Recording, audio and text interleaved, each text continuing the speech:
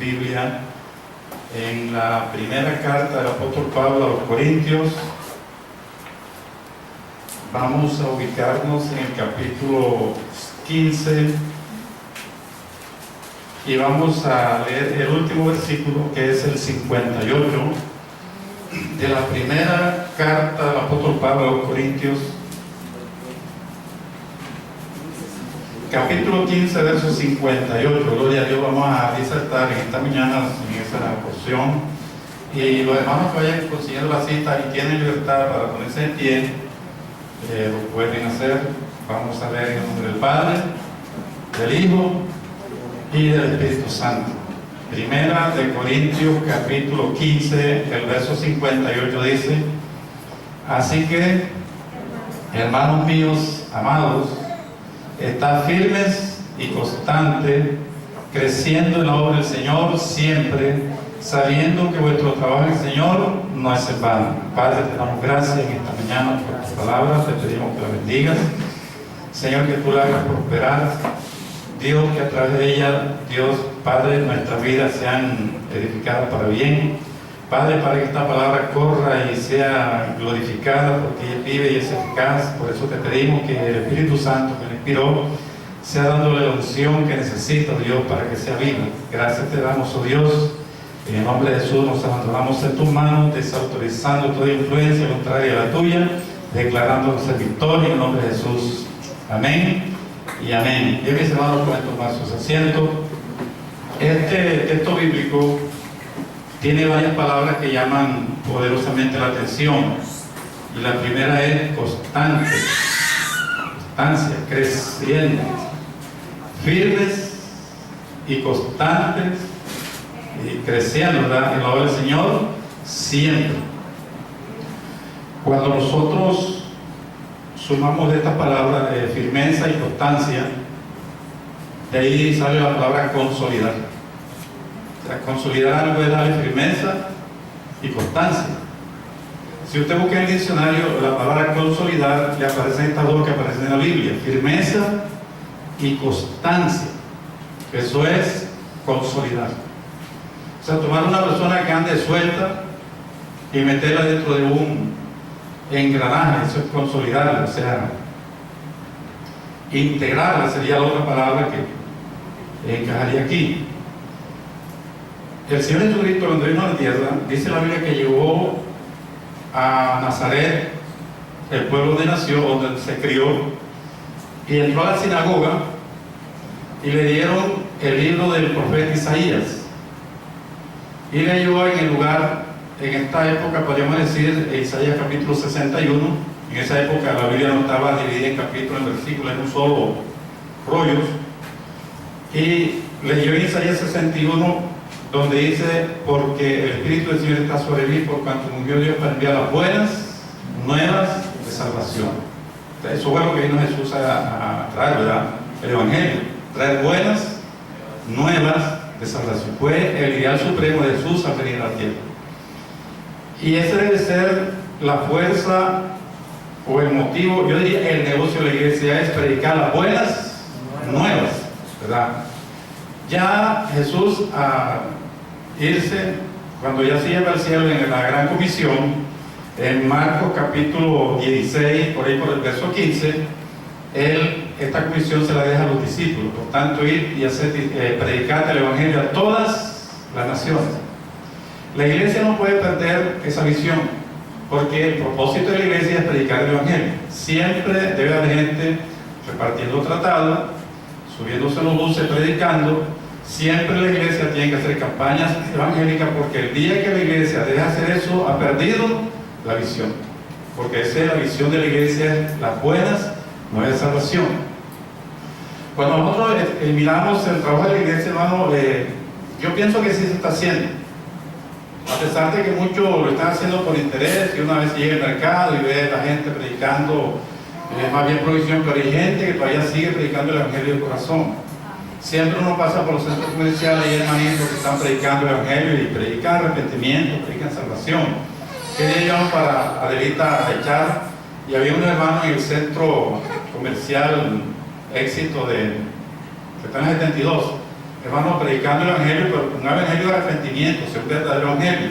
Siempre usted ve gente en los buses predicando el Evangelio, siempre ve gente repartiendo tratados por donde se mete, hermano, y gente predicando el Evangelio. O sea que la iglesia está cumpliendo con la gran comisión de predicar el Evangelio, porque esto es de Dios, hermano. El Evangelio no se acaba, el Evangelio permanece para siempre. Pero sin embargo hay otra parte de la comisión que está en Mateo capítulo 28, el verso 19, y ahí el asunto cambia. Aunque hace parte de la gran comisión, Jesús dijo: por tanto, ir a hacer discípulos a todas las naciones. O sea, para evangelizar no se necesita ni constancia ni perseverancia, porque se siembra una sola vez. Donde sí se necesita constancia y perseverancia es en el discipulado, porque el discipulado tiene que ser todos los días, porque es como cuando se siembra una semilla. La persona siembra la semilla, la siembra una vez, pero para regarla tiene que ir todos los días, y ahí sí se necesita firmeza y constancia. Y si nosotros hacemos un estudio de la iglesia, según las estadísticas, la iglesia está fallando es en el discipulado. O sea, se dice que de cada 100 personas que llegan a la iglesia, que se evangelizan, que aceptan a Cristo como su Salvador, que reciben la clase bautismal y se bautizan, solamente quedan 7, los 93 vuelven al mundo. Entonces, si vimos la estadística, hermano, la iglesia no está fallando en la predicación, en la evangelización. Estamos fallando es en el discipular. El 93% de la gente que se evangeliza vuelven atrás. Solamente queda el 7%. ¿Por qué la iglesia está fallando en eso? Porque para discipular se necesita firmeza y constancia. Ya a nosotros no nos gusta eso, y no, pues, predicar, dar el tratado, la persona hace profesión de fe y decimos: hermano, hoy me gané 3 hermanos para Cristo. En el mes se gana 90, y en el año se gana, bueno, saque la cuenta, 3 por 9, 280 personas.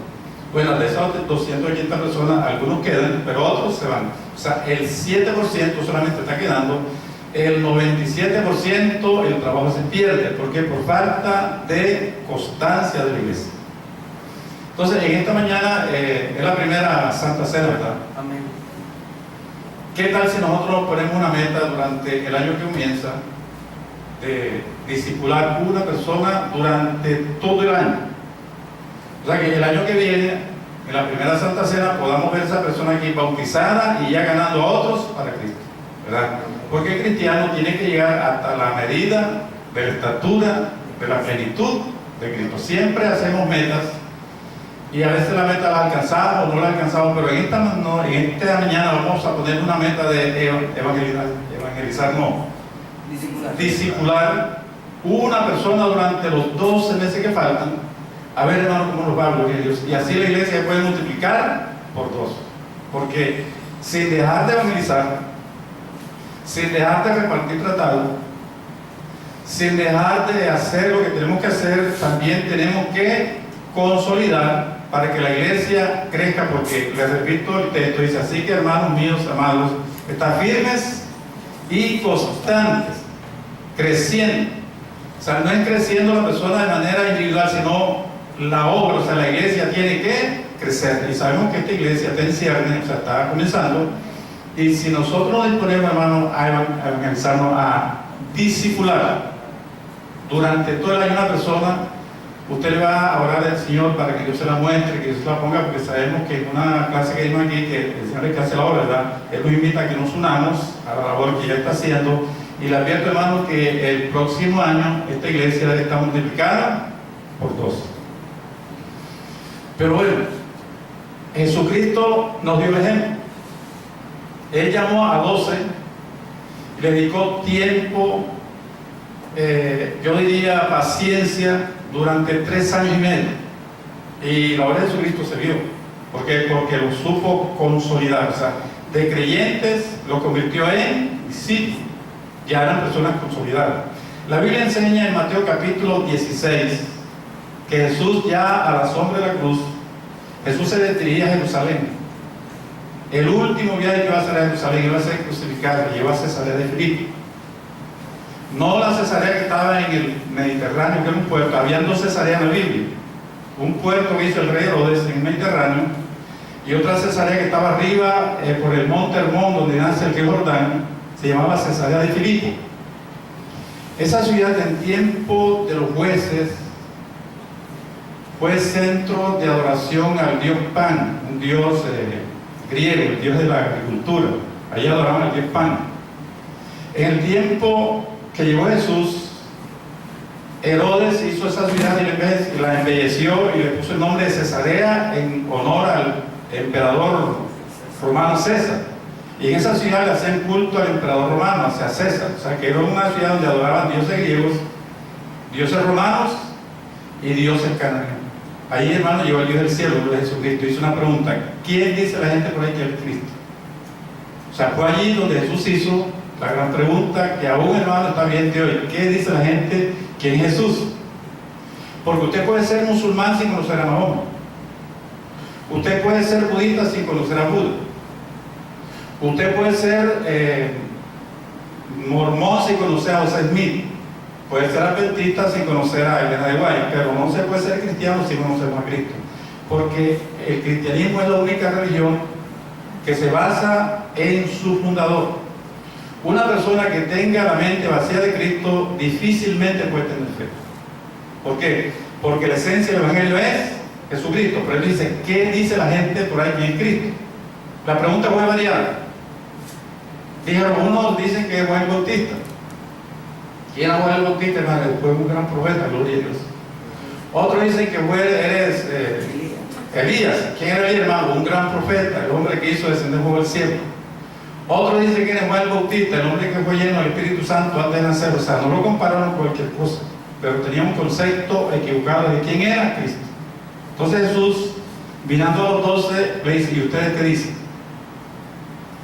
La Biblia dice que Pedro, hablando en nombre de los 12, dijo: tú eres el Cristo, el Hijo del Dios viviente. O sea, era una persona que había sido consolidada. 3 años y medio, hermano, que no habían sido en vano, porque Jesús los había consolidado y ellos sabían a quién estaban siguiendo, gloria a Dios.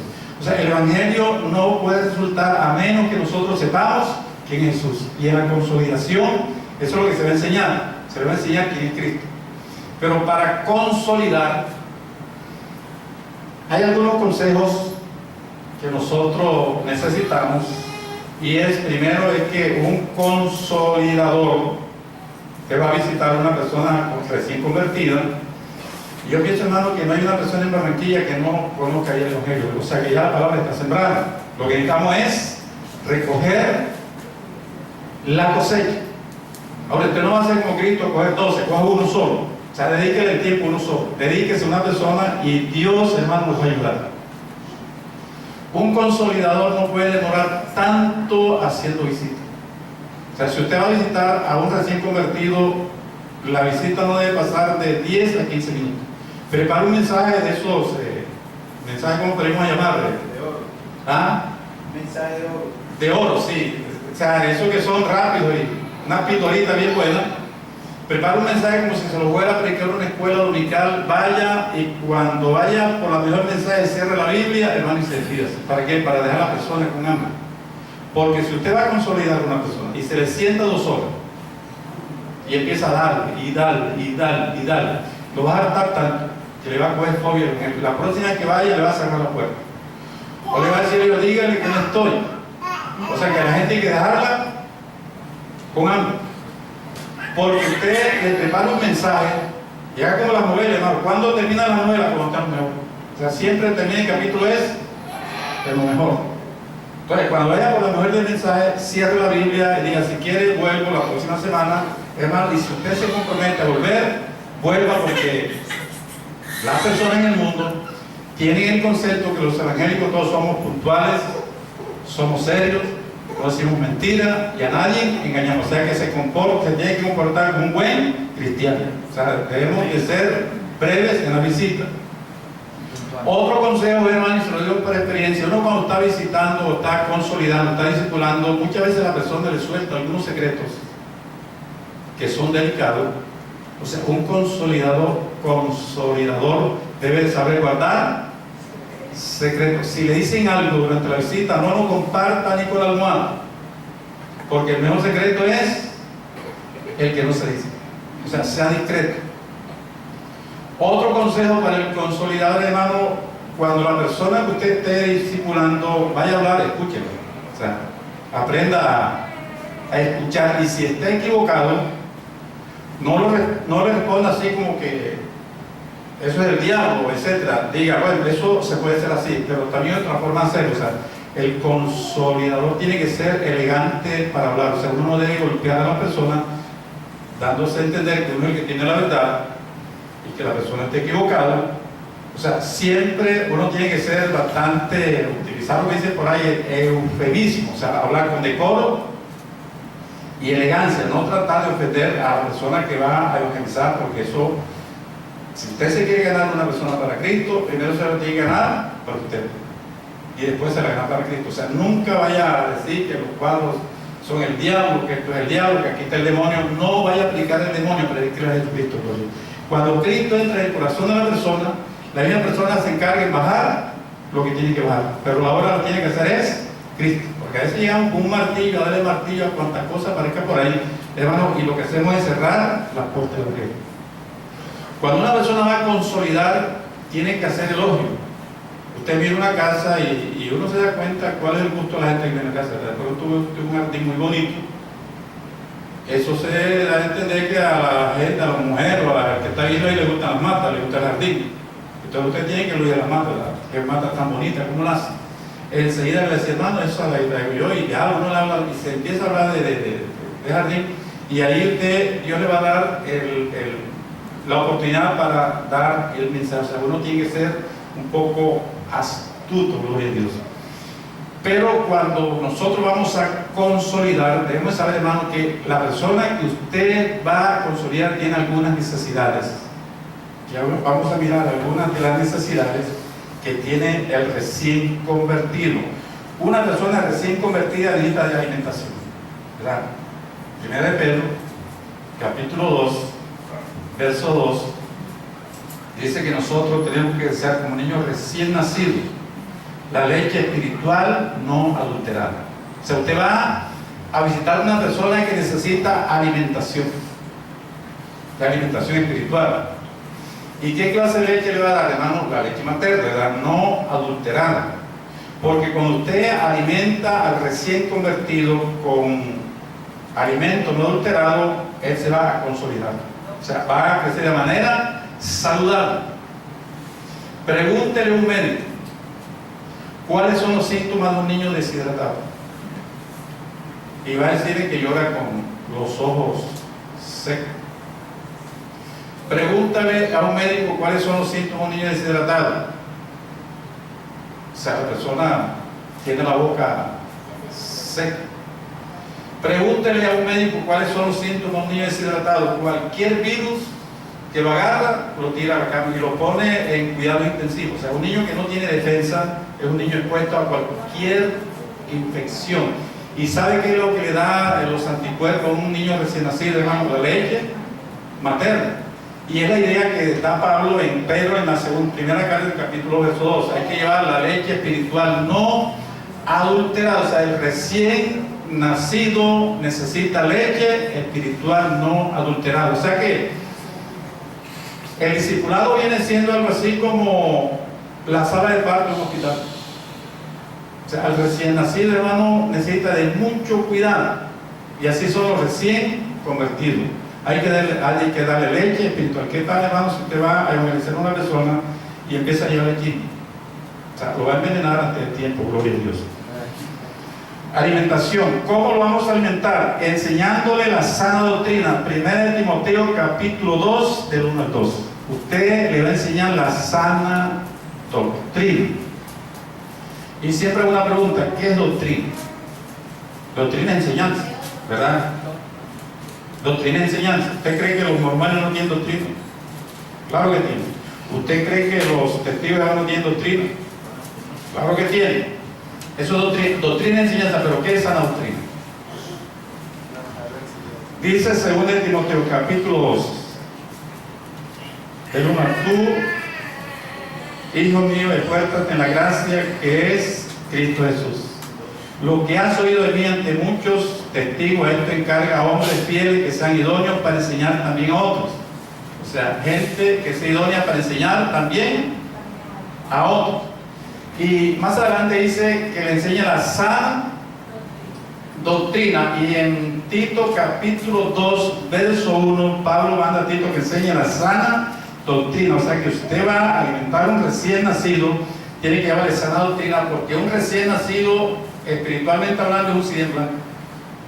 Todo lo que usted le vaya a meter le va a quedar. O sea, si usted le mete la sana doctrina, el muchacho va a crecer sano y fortificado. Pero ¿qué es sana doctrina?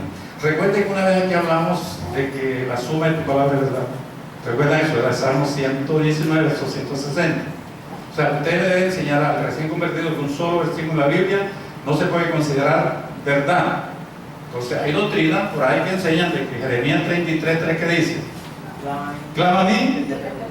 Eso es doctrina, eso lo dice la Biblia. Pero al recién convertido hay que enseñarle que Dios no escucha a los mentirosos. Y eso sería sana doctrina. O sea que ese versículo de Jeremías 33:3 está condicionado. Eso hay que enseñarlo. No es solamente decir, clama a mí, yo te responderé, amén, eso es doctrina. Pero usted le tiene que enseñar al recién convertido que la Biblia dice que cuando una persona ve a otro pasar necesidad y cierra el corazón a su clamor, teniendo con qué ayudarlo, cuando él clame, tampoco Dios lo escucha. La Biblia dice que Dios no escucha a los que guardan la iniquidad en su corazón. La Biblia dice que Dios no escucha a los soberbios. La Biblia dice que Dios no escucha a los altivos. O sea que a la gente hay que enseñarle que ese versículo está reglamentado. No solamente decir, claro, y para responder al recién convertido y que sea de sana doctrina. ¿Sabe que ahora tuve una gira por ahí por Córdoba y un hermano pastor me dice, no, hermano, pero es que la Biblia dice que todo el que invoque el nombre de Jehová será salvo? Amén, la Biblia lo dice. Eso es doctrina, ¿verdad? Pero la Biblia también dice, apártese de iniquidad todo el que invoque el nombre de Jehová. O sea, ese versículo está reglamentado. Al hacer eso, al sumar un versículo a otro, eso se llama sana doctrina. Porque es como un niño que está recién nacido. Usted es un niño que tenga 5 años, vaya a pasar unos días donde la tía, y usted le dice a ese niño, niño, pórtese bien.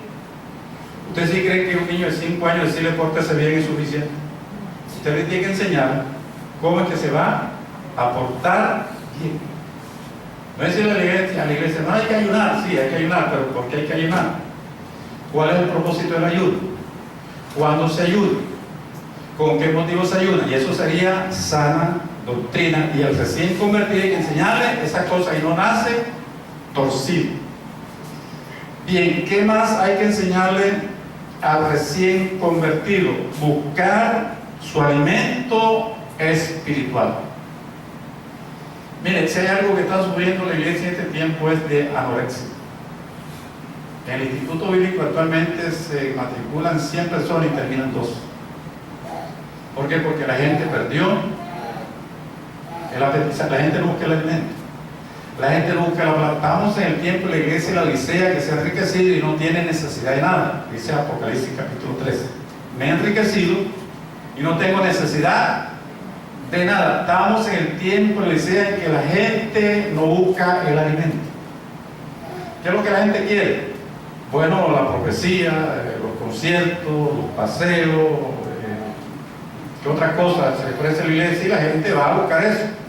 Pero cuando es una enseñanza, la gente no va. ¿Por qué no va? Les voy a leer lo que dice el Salmo 107, la situación actual de la iglesia. Hay una anorexia espiritual, como dijo un pastor. Dice el verso del 10 en adelante, Salmo 107. Algunos moraban en tinieblas y sombra de muerte, aprisionados en aflicción y en hierro, por cuanto fueron rebeldes a la palabra de Dios. El hombre está cautivo porque es rebelde a la palabra. Yo creo, hermano, que la palabra ministra. O sea, yo empecé a predicar por ahí como en el año 79. Y si hay algo, estoy convencionado que la palabra tiene poder. O sea, la palabra ministra. La palabra hace a la persona libre. Eso digo, conoceréis la verdad, y la verdad os hará libre. Pero si la persona es rebelde a la palabra, hermano, sigue siendo cautivo. ¿Por qué la gente en la iglesia está cautiva? ¿Por qué llegan a la iglesia y siguen siendo los mismos? O sea, ¿por qué mucha gente en la iglesia se devuelve o de pronto quedan, pero siguen siendo los mismos? O sea, no hay ningún cambio, porque son rebeldes a la palabra. Dice el verso 11: por cuanto fueron rebeldes a la palabra de Jehová y aborrecieron el consejo del Altísimo. Dice, por eso quebrantó con el trabajo de su corazón, cayeron y no hubo quien los ayudase. Luego que clamaron a su angustia, los libró de su aflicción, los sacó de las tinieblas de muerte y rompió sus prisiones. ¿Por qué hay que enseñarle al recién convertido que busque la palabra? Hermano, que esta palabra es viva y eficaz y nos hace. Entonces hay que enseñarlo a que tenga apetito por la palabra, que es de la anorexia espiritual. ¿Qué más hay que enseñarle a un recién convertido, hermano? Hay que enseñarlo a que sea un adorador. Evangelio según San Juan, capítulo 4, verso 24. La Biblia dice que Jesús anda buscando adoradores que adoren en espíritu y en verdad. Hermano, en la adoración hay bendición. Porque Dios habita en medio de la alabanza de su pueblo. Cuando una persona se convierte en un adorador, hermano, es como una vía alterna a la salvación. ¿Por qué? Porque a través de la oración la persona puede derribar fortaleza. Hay cánticos de liberación. Una gente cantando, hermano, recibe liberación.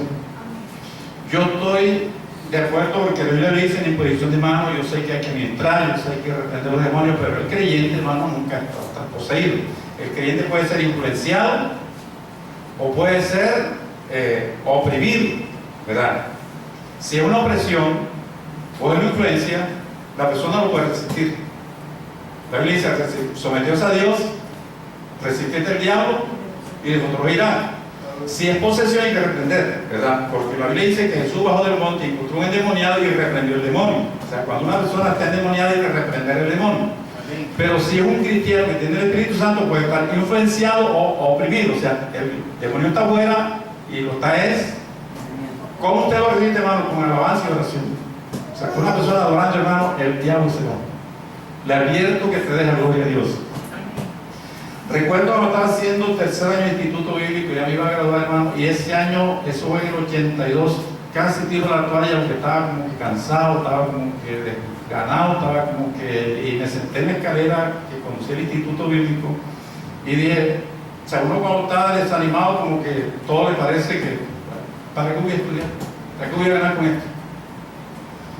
El diablo estaba influenciando, oprimiendo. Yo me senté en la escalera y empecé a cantar un himno de adoración que dice: es el Dios de los ejércitos, quien yo confiaré, y con címbalo de gozo al Señor ensalzaré. Ustedes saben ese himno, pues hermano, la música hay que recuperarla, gloria a Dios, porque esa música ministra liberación.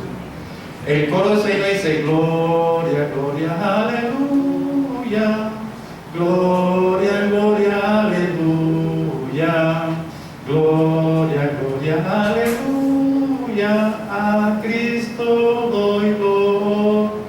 La segunda estrofa dice: con ejército no gana su victoria el Señor, ni con fuerza lucha en contra de Satán el tentador. La victoria de su espíritu. Cuando yo que esté haciendo nuestro hermano, porque después salió, recibí la clase, hermano, me gradué, y hasta el sol y hermano me ha salido mucho, gloria a Dios. O sea que en la elaboración hay victoria, gloria a Dios.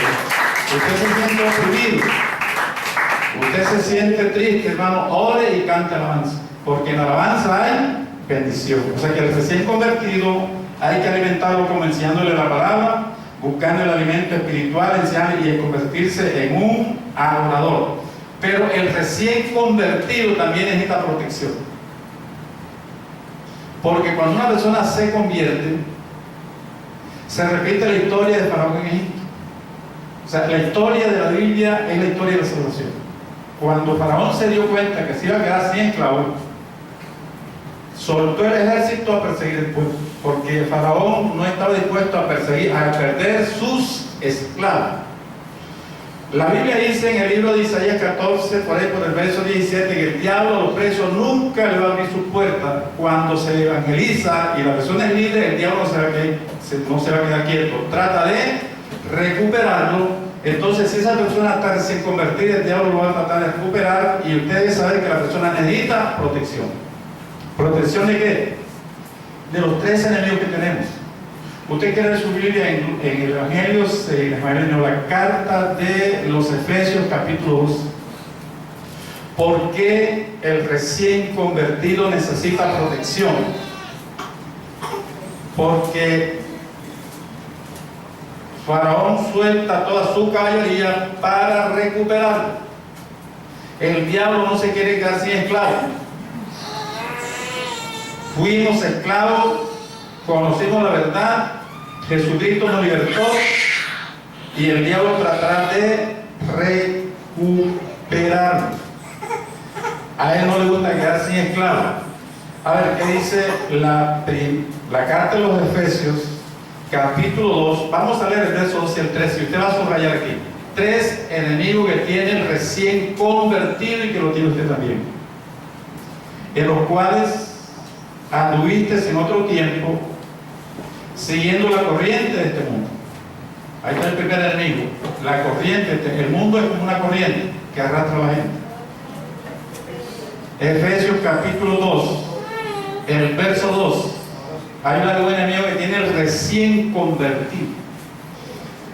El mundo tiene cosas pegajosas, el mundo tiene cosas atractivas.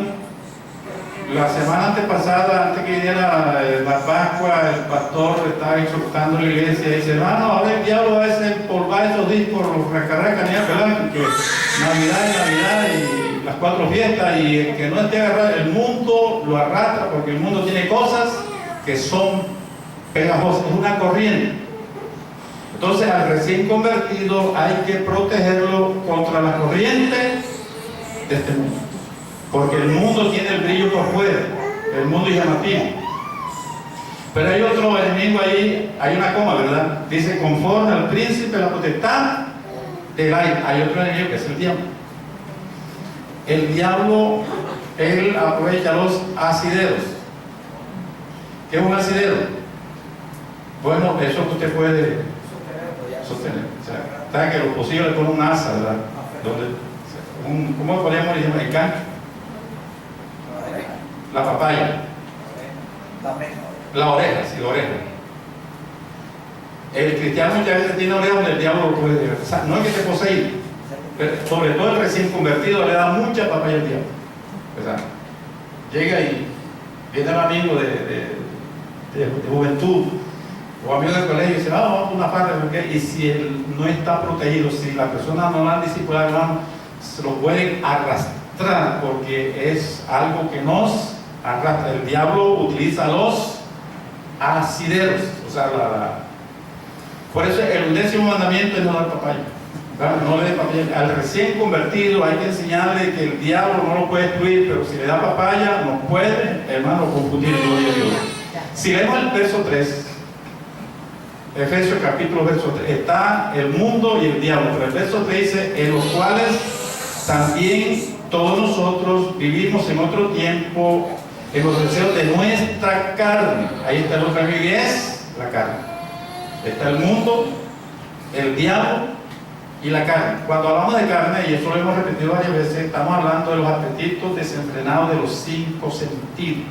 Una persona puede ser sobria cuando es dueño de los 5 sentidos, cuando puede controlar los 5 sentidos, o puede ser sensual, no sexual. La palabra sensual tiene de sentido, ¿verdad? La vista da su apetito y el concupiscencia. Eso hay que controlarlo. El oído da su fruto y el apetito lo dijo oír, pero cuando empezamos en chisme, entonces vienen las enemistades, los pleitos, los celos, las iras, las contiendas, las disensiones, las divisiones por causa de algo que no hemos podido controlar. O sea, la carne es el enemigo más poderoso que tenemos. Pero también hay que controlar la boca, ¿verdad? Si otro sentido, el apetito, tiene que tener el apetito. La persona que pierde el apetito tiene que ir donde un médico, porque la falta de apetito es algo que te está indicando que algo anda mal.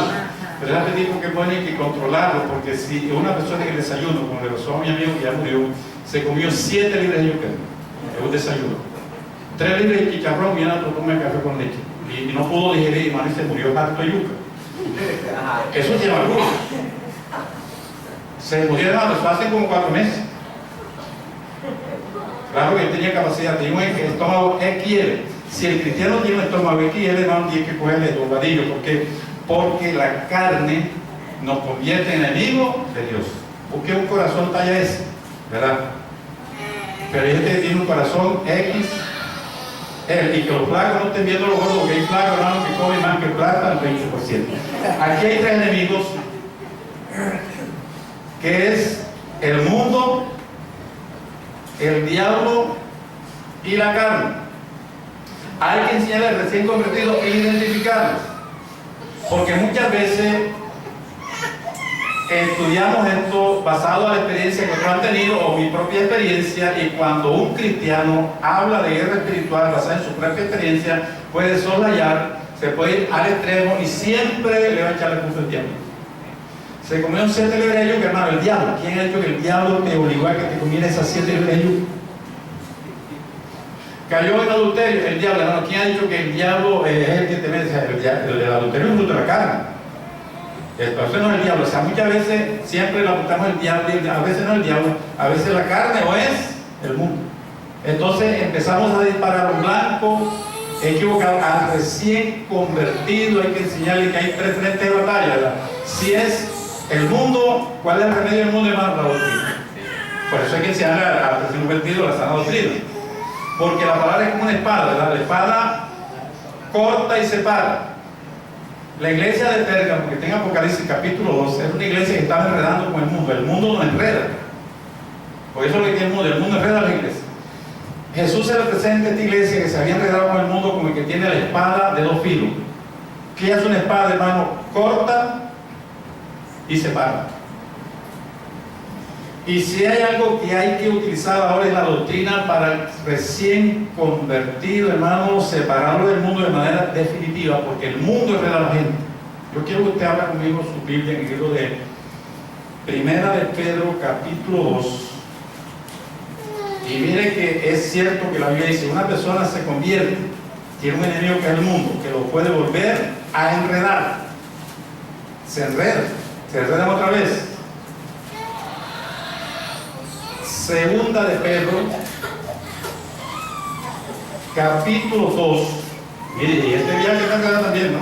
Yo estoy hablando aquí a los recién convertidos, pero hay gente que tiene años en el evangelio y está enredado.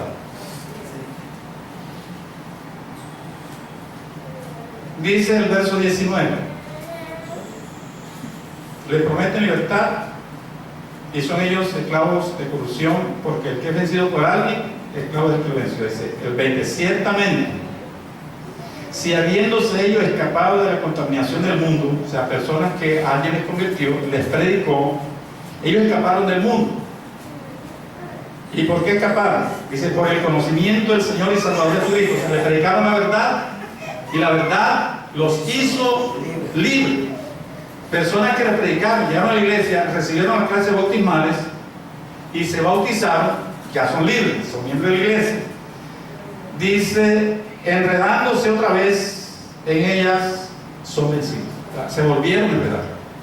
Entonces, si una persona está enredada, ¿cuál es el remedio? La espada. La espada corta y separa. Enredándose otra vez, son vencidos. Su postrer estado viene a ser peor que el primero. Está leyendo conmigo el verso 21. Dice, porque mejor les hubiera sido no haber conocido el camino de la justicia. Está hablando de gente que conocieron, gente que estuvieron en la iglesia, que después de haber conocido, volverse atrás al santo mandamiento que les fue dado.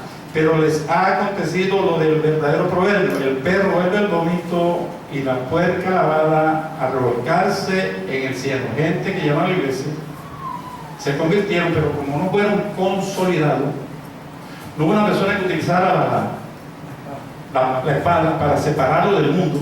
Hermanos, que están en la iglesia y siguen siendo mundanos.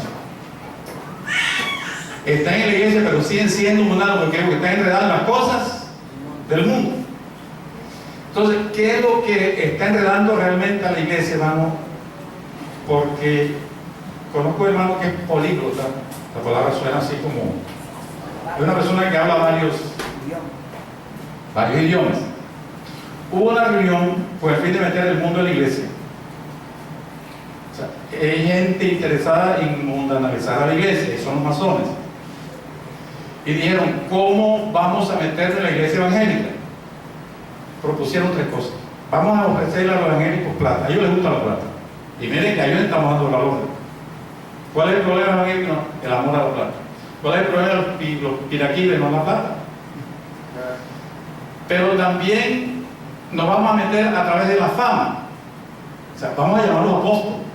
Y fíjense, hermano, que hay una cosecha de apóstoles. Usted no se da cuenta de que es lo que se habla ahora de plata y de apóstoles. ¿Sí o no?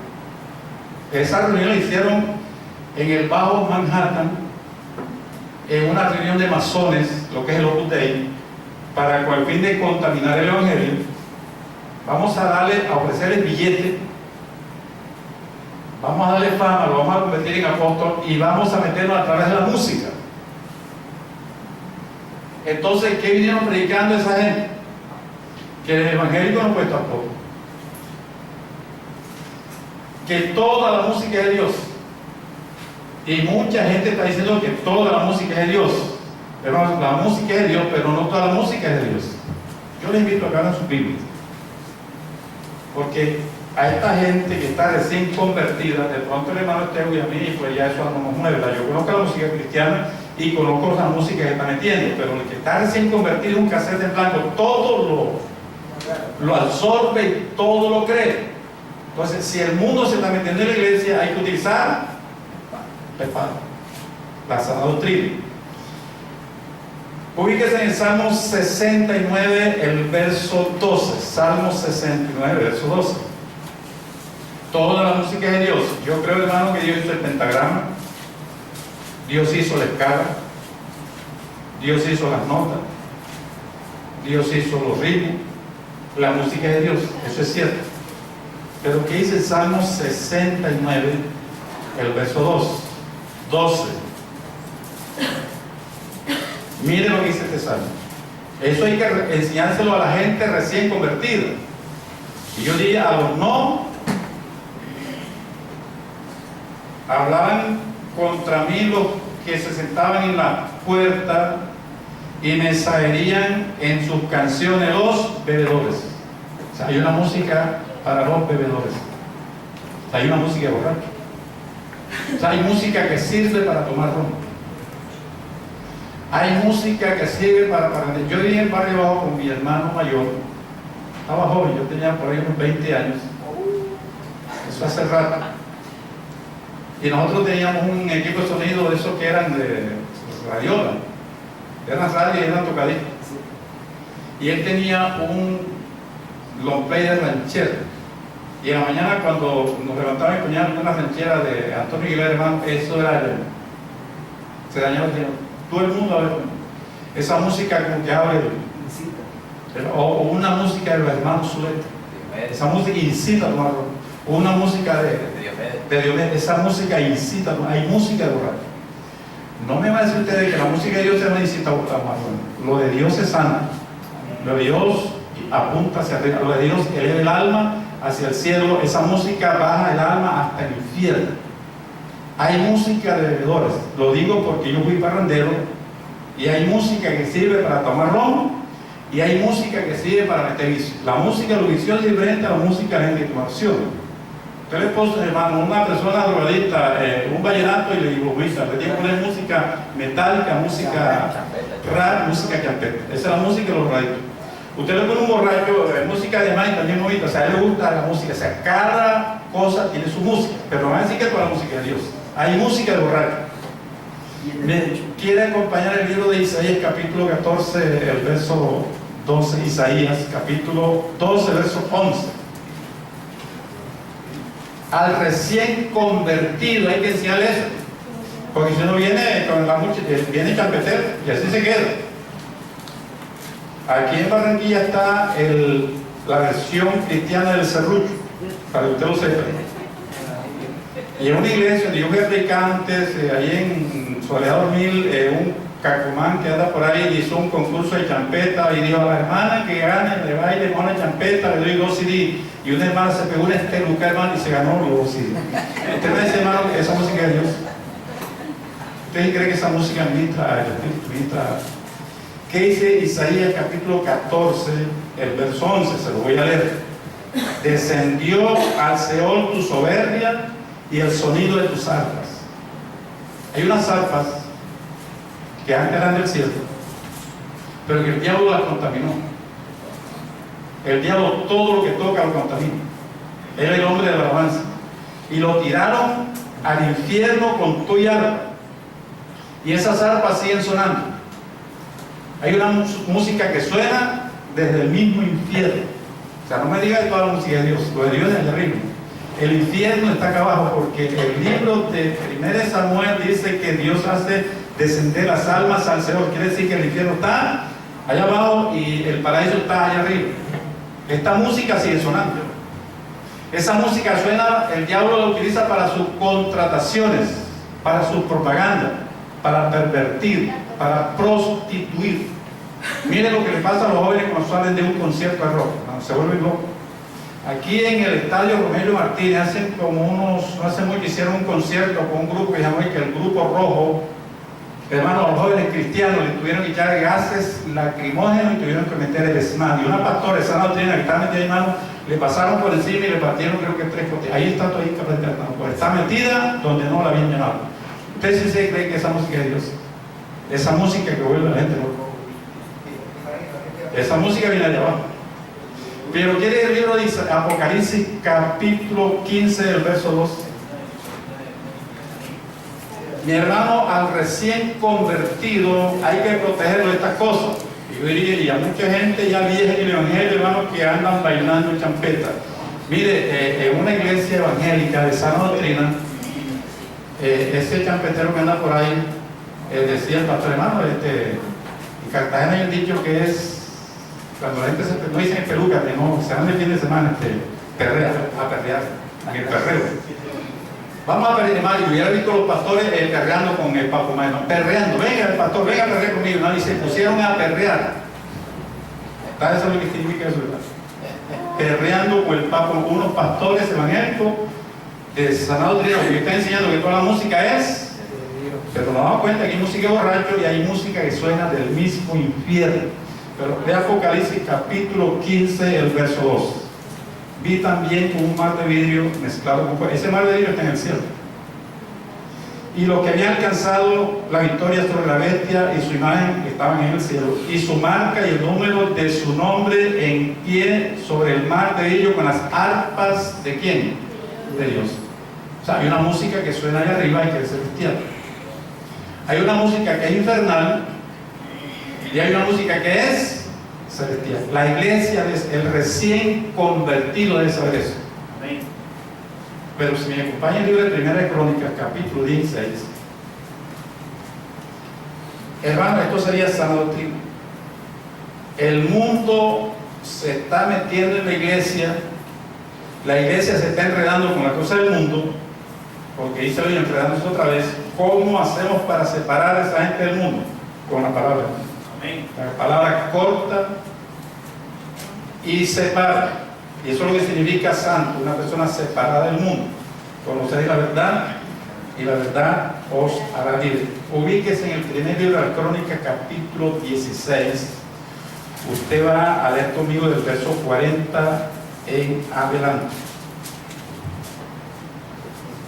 Y con ellos para que sacrificasen continuamente a mañana y tarde. Aquí está hablando de los sacerdotes. A ver, ¿cuántos sacerdotes hay aquí? Primera de Crónicas, capítulo 16. Esta gente está ministrando en el templo.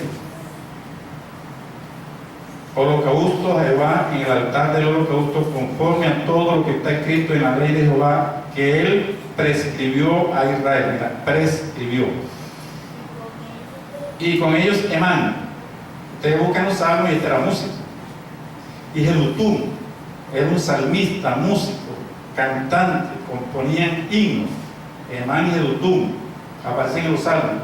Y a los otros escogidos. ¿Cuántos escogidos hay aquí? Dios te escogió y te llamó por nombre. Declarados por su nombre. O sea, Dios te llamó a ti por nombre.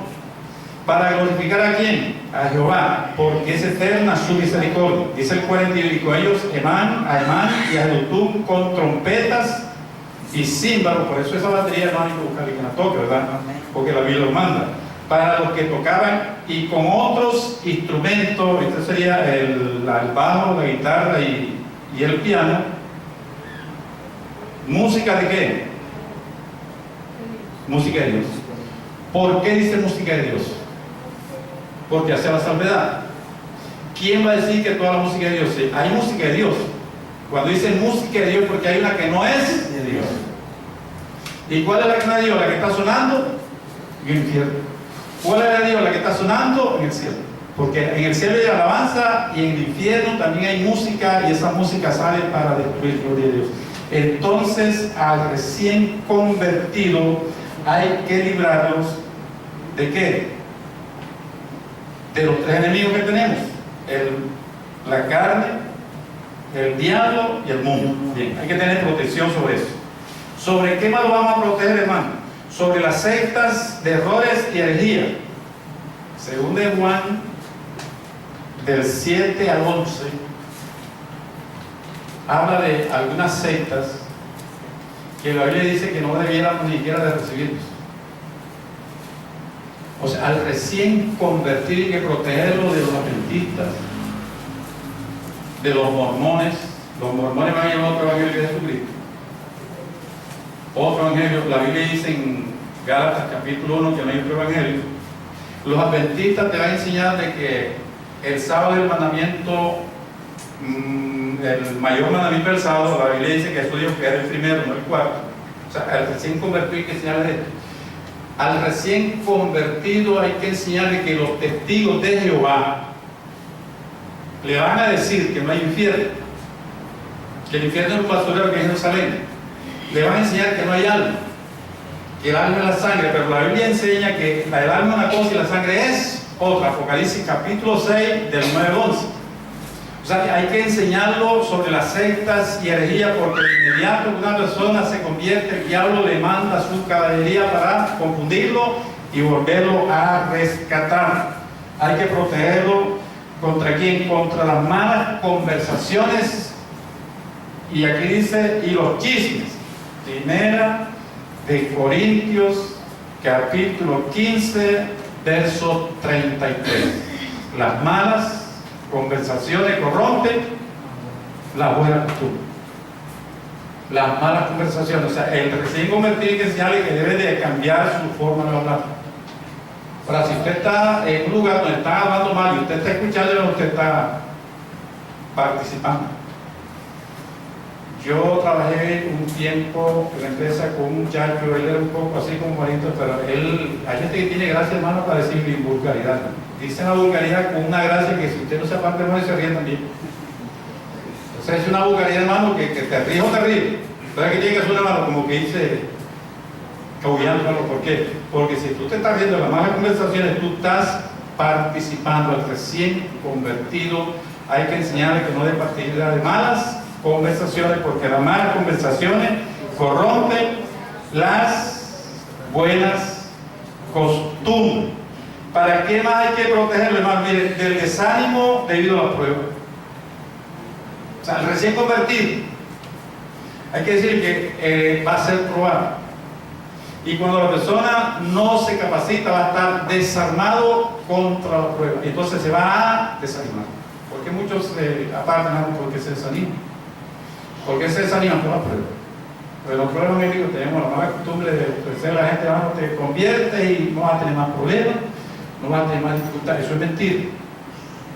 O sea, la prueba va a venir, pero vamos a tener la victoria.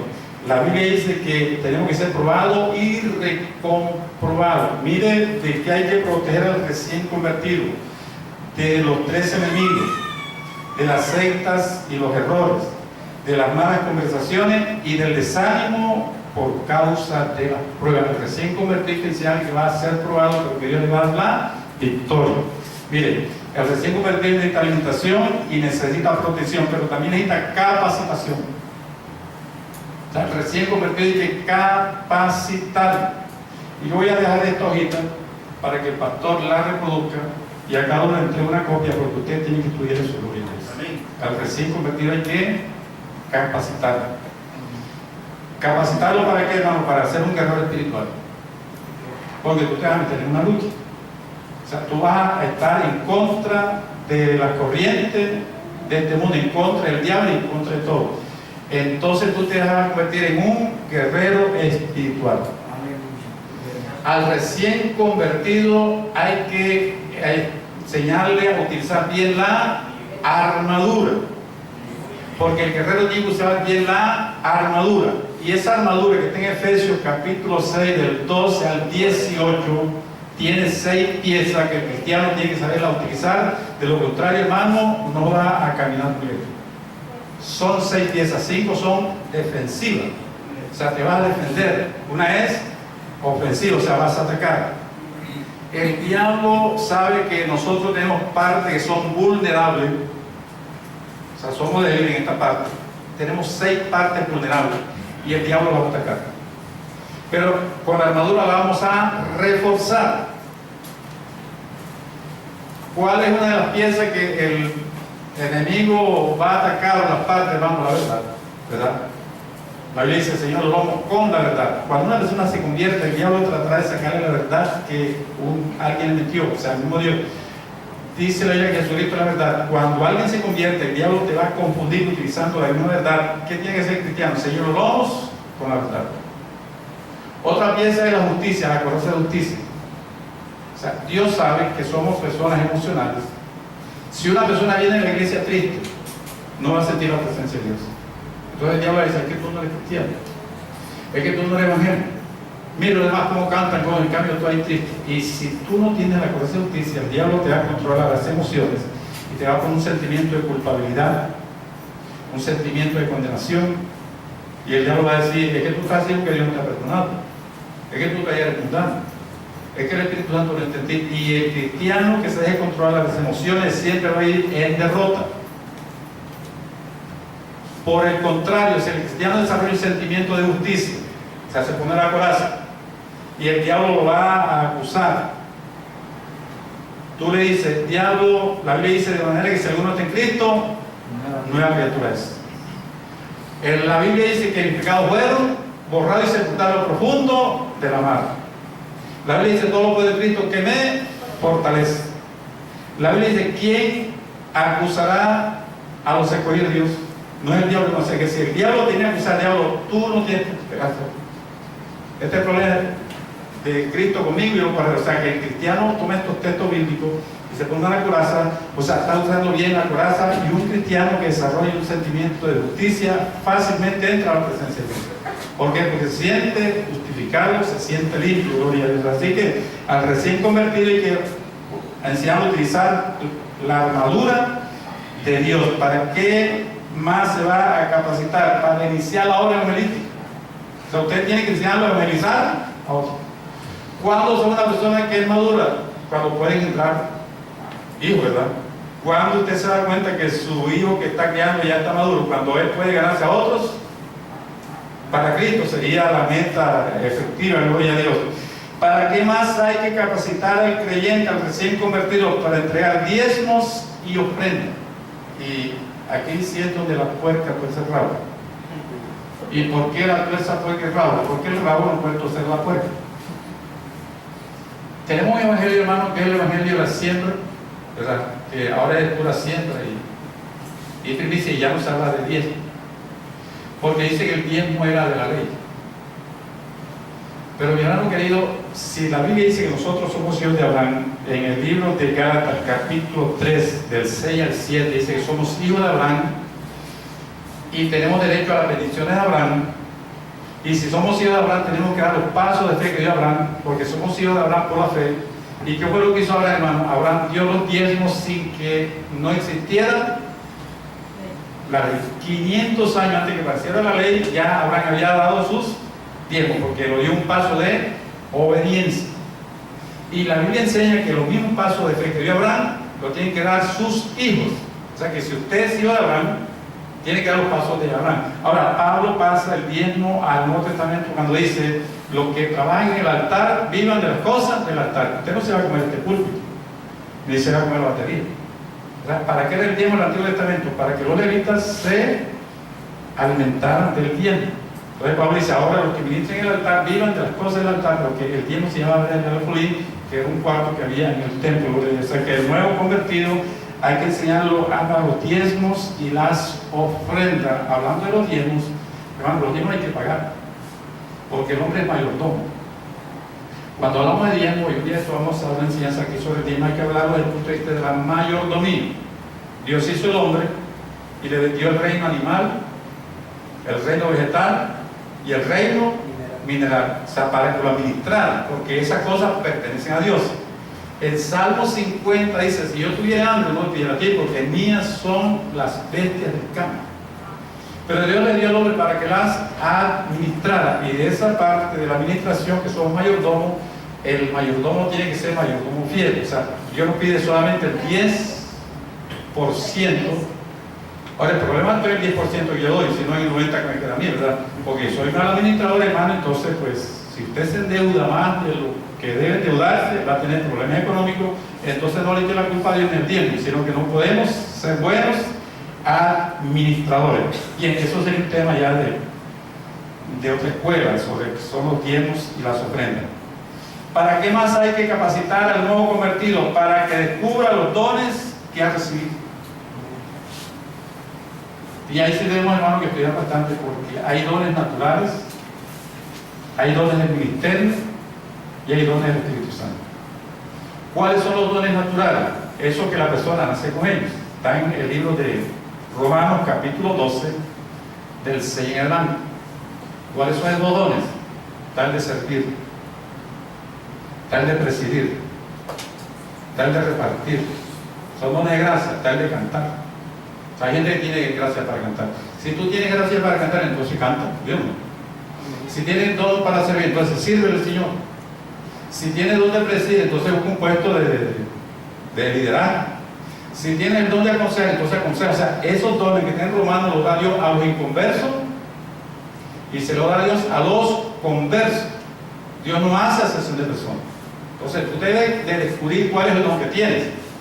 Porque en 1 de Pedro capítulo 4, verso 10 dice: cada uno, según el don que ha recibido, ministrelo nosotros como buenos administradores de la multiforme gracia de Dios. Si tú recibes uno de esos dones en el mundo y vienes a la iglesia, hermano, se lo tienes que consagrar a Dios. ¿Quién le dio el don de cantar a esa gente que canta en el mundo? ¿Quién le dio gracia por ejemplo, a Diomedes Díaz para cantar? Se la dio Dios. ¿Quién te dio esa gracia para cantar? Se la dio Dios. Entonces, ¿qué tenemos que hacer? Consagrarlo. ¿Quién le dio ese don que tenía Teresa de Calcuta de servir, hermano? Esa señora de servir. Ese don se lo dio Dios. Y lo utilizó bien utilizado. Si la salvación es por obra, hermano, esa señora tiene que tener el cielo. Lástima que no sea por obra. Si tú tienes el don de servir, tenemos que servir. Entonces tenemos que tener el don de servir. Ahora, ya para terminar, hay que enseñarle al recién convertido la visión de la iglesia. ¿Y cuál es la visión de la iglesia, hermano? Predicar el evangelio de manera gratuita. La Biblia dice: da de gracia lo que por gracia hemos recibido. Entonces, yo esta ahorita ya la tengo marcada. Voy a decir al pastor que vaya allá y la reproduzca. Y cada persona va a quedarse con este estudio, porque este año vamos a multiplicar por 2. Vamos a utilizar esta enseñanza, hermano, para consolidar a una persona durante todo el año. Usted va a discipular a una persona. Hermano, sería eso mucho pedir. Pídele a Dios que se la muestre con cuál va a ser, hermano. Y le advierto que todo no va a ser, hermano. La Biblia dice que debemos de servirle al Señor. En el libro de Hebreos capítulo 6, verso 10 dice: porque Dios no es injusto para olvidar la obra de amor que habéis hecho sirviendo a los santos y sirviendo a los. Si tú le estás sirviendo a los santos, le estás sirviendo a Dios. Vamos a hacer una oración esta mañana.